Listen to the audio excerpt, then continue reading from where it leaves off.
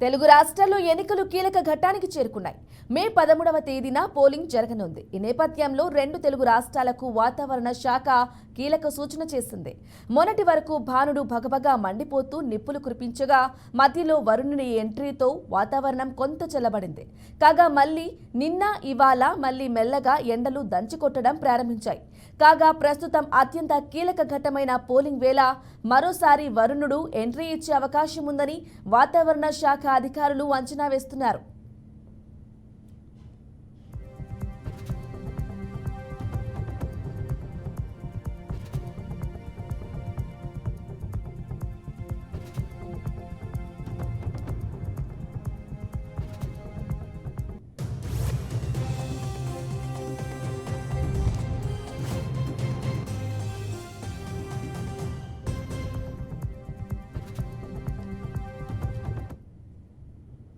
దేశంలోని పలు రాష్ట్రాల్లో మే 11 నుంచి 15 వరకు మోస్తరు వర్షాలు కురుస్తాయని వాతావరణ శాఖ తెలిపింది.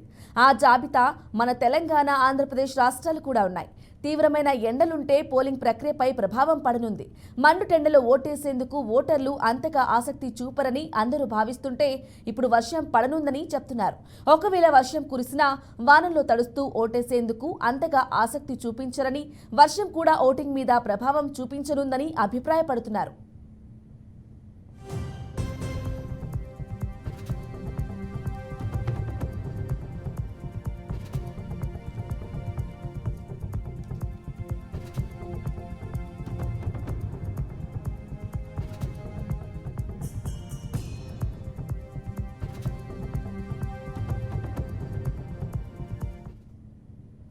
జమ్మూ కాశ్మీర్, లడఖ్, హిమాచల్ ప్రదేశ్, ఉత్తరాఖండ్, హర్యానా, చండీగఢ్, పంజాబ్, ఉత్తరప్రదేశ్, రాజస్థాన్, జార్ఖండ్, పశ్చిమ బెంగాల్, సిక్కిం, బీహార్, గోవా, గుజరాత్, ఛత్తీస్గఢ్, ఆంధ్రప్రదేశ్, తెలంగాణ, తమిళనాడులో ఉరుములు మెరుపులతో కూడిన వర్షం కురిసే అవకాశం ఉందని కేంద్ర వాతావరణ శాఖ వెల్లడించింది. ఇక మే 15 వరకు కేరళ, అస్సాం, మేఘాలయ, నాగాలాండ్, మణిపూర్, మధ్యప్రదేశ్, మహారాష్ట్ర, ఛత్తీస్గఢ్, హిమాచల్ ప్రదేశ్, ఉత్తరాఖండ్లో వడగళ్ల వాన కురిసే అవకాశం ఉందని తెలిపింది. ఇందుకు తగిన జాగ్రత్తలు తీసుకోవాలని వాతావరణ శాఖ స్పష్టం చేసింది.